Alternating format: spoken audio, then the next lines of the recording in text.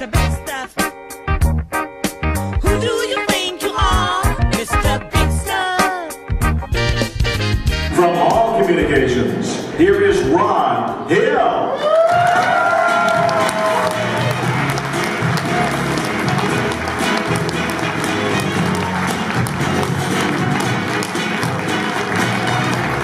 I didn't think this day was going to come. You didn't think this was going to come, no? But I want to thank everybody who's here tonight for the dress rehearsal to my Hall of Fame induction. Thank you for being here. Really appreciate you being here.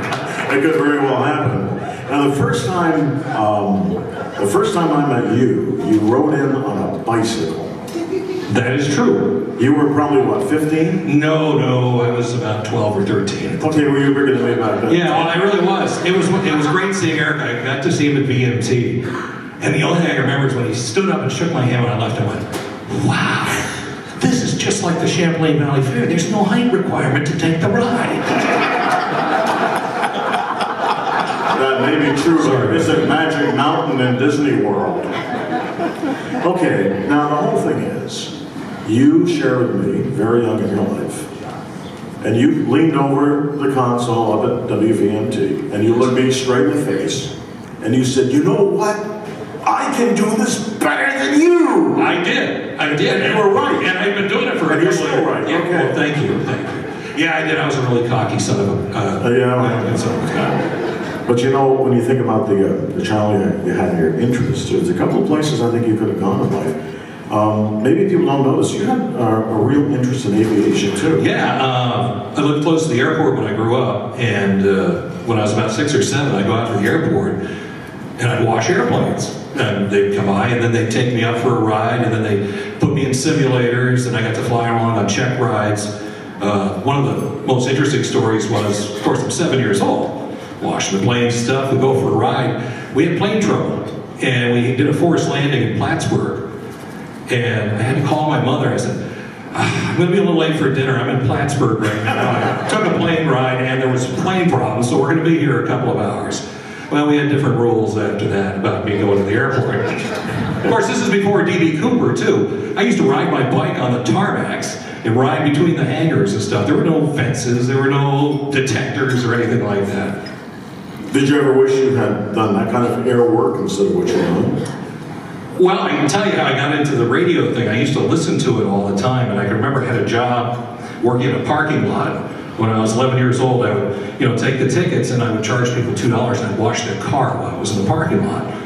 Well, it was in March of '74, and I was walking home. I missed the last bus, so I had to walk home from Burlington all the way to Southborough where I live. And I'm walking up Church Street, and I've got my transistor radio. That'd be a Walkman that has one channel and only gets AM for some of you younger folks. So I'm listening to it, and I'm hearing this guy on the radio, and it sounds like he is having the time of his life. I mean, it sounds like he's in this huge room, there's people partying around him, the music is coming out, and I'm amazed by it. And then he says, by the way, you can stop by and pick up your WDOT hit survey at 395 College Street. And I'm walking down Church Street, I said, well, this is College Street. 200, okay, maybe I'll walk up the hill. I won't walk Main Street, I'll walk up there. So I'm trying to think of the type of building this guy would be in. And I pictured this big, brick building, with the fancy windows, very modern. So I'm walking up and I saw that building. And I walked into it, and the lady guy said, is this WDOT? The lady goes, no, this is the Ethan Allen Club. So I continued walking up, and I go up further up the street, and then there's this building at 395. It was dark at the time, so it looked like the Munsters house. It looked like this old decrepit building. So I walk around the back, and I let myself in, and I started watching this guy on the radio. It was just unbelievable. He was moving fast, he was, slamming carts, he was changing music, and he was just never missing a beat. Tape decks are rolling in other studios, and I'm watching him do that. I watch him take a phone call, and they said, oh, if you play Blackwater from the Doobie Brothers next, I'll run through the station naked tomorrow. And I'm listening to this girl's voice, and I'm going, what am I doing tomorrow at noon? But anyway, I watched this guy for about 10 or 15 minutes. I walk home, and a couple days later, I'm walking back to Burlington, back to the parking lot, and I see Pomeroy Hall, and behind it is WRUV. And I'm like, I've never heard of this. So I walk into WRUV, And I go in, and they have an AM station. This guy's doing a show. And I'm watching it for about 10 minutes. He looks over at me, he says, "Hey, do you think you could start this record for me? I gotta get to class." I said, "Sure." He says, "My relief will be here in a few minutes. Don't have to worry about anything, just start this record and everything will be fine." Well, of course, top hour goes by, nobody showed up. And 3.5 hours later, some guy sticks his head around a corner like this, and then he goes like that, and he says, "Who are you?" So I introduced myself, and they thought I was a student.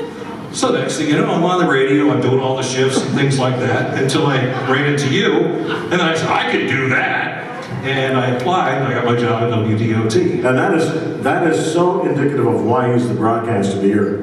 Your duties right now, what are you?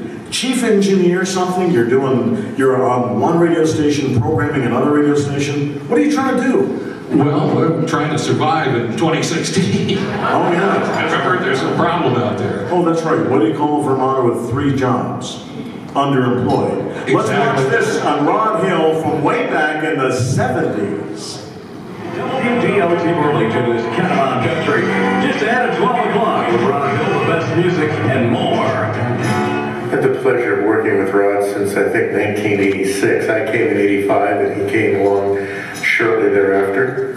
Became the original morning man of WOKO. Has bounced around and done every job in the building. I hired Rod as a part-timer and he soon weaseled his way into a full-time position.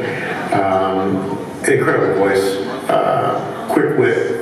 And what it has evolved into is not only does the morning show on WOKO, he's the program director on Cool 105, and he's essentially our part-time engineer on all 5 of our radio stations. So he's got this gift of not only being great on the air, but he knows things about transmitters that I don't think half the people out there know about. I think Rod has always done engineering on the side and dabbled in it. He keeps up on top of IT things, but transmitters are something not everybody's going to school to learn about, and he has learned more, I think, studying on his own, and just he has a willingness to learn. You know, every time you're dabbling in engineering, I think you can make a mistake.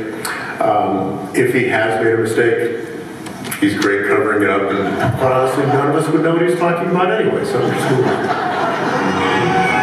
14 year 1972, music from Elton John. The Crocodile Ride 1240. As a service to the community, International Business Machines IBM, a message junction brings you issues and answers on WDOT every Sunday night at 9:35 p.m. For a better understanding of current national and world affairs, IBM invites you to listen to Issues and Answers this Sunday evening at 9:35 on WDOT. When Rod starts talking, you hear him immediately. He takes over the room. He's got just a great voice. But besides the voice, he's just got these one-liner, comments that he comes up with sometimes that are just amazing. So he's a straight-ahead player most of the time, but when asked upon to be funny, he can do it. I think Rod is bigger than life no matter where he goes. He does a lot of volunteer work, whether it's at the Vermont Air Guard or he does the Alzheimer's Walk every year. Now the Big Change Roundup for Kids, Vermont Children's Hospital. And I think he's perceived as bigger than life and full of life and just a great radio personality that does care about where he lives. 14 DOT out here to skin deep. They say beauty's only skin deep. Ugly or funny down alone. Changing the subject, 1234, new music from Dolly Parton. Baby, I am burning. Rod, I've been working with you for over 30 years, and I can't think of anyone this year more deserving than Broadcaster of the Year. Congratulations on your award as 2016 Vermont Association of Broadcaster of the Year, Rod Hill. Oh, wait a minute, that's my job, man. That's my job. He's gonna better with you. Isn't it amazing what he'll say? You give him a bottle of whiskey and 50 bucks. Just great stuff. Ladies and gentlemen, the man with the big hair, the big voice, and the baby blue eyes, our Broadcaster of the Year, Rod Hill.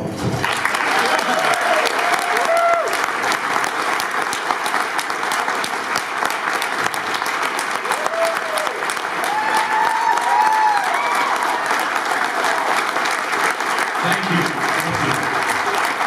I just wanted to quickly thank a few people as you guys keep going. I want to thank Dennis Snyder because I got my first tour of a radio station when I was in 2nd grade. It was Dennis that hosted the tour.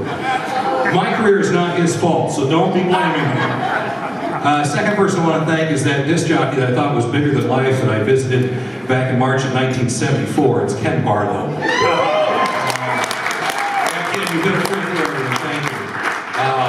And I thank you, because meeting you, I finally learned that you can sit down and do a radio show. With all the energy I saw in Ken, I didn't think you could ever sit down and try to do that. And just because of all the activity that goes on at Hall Communications, and there's a lot of people I thank. I have Tommy Richards, my lifelong friend. I met one of my other lifetime friends, Eric Jacobson, our salesperson. Salesperson of the year multiple times. I'd like to thank Dan.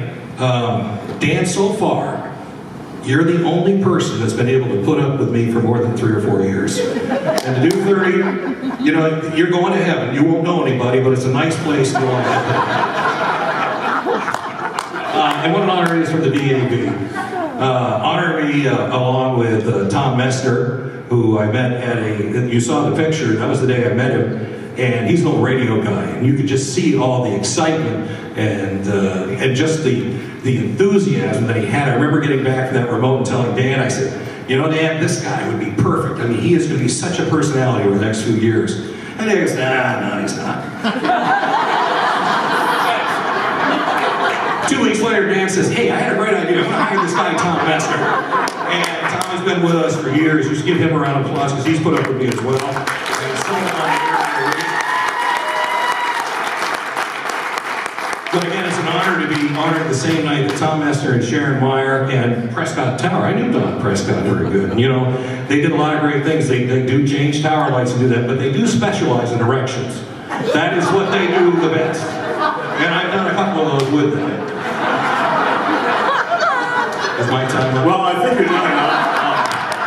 Because I can roll a little further. No, you're done. Thank you. Thank you again. Ladies and gentlemen, broadcast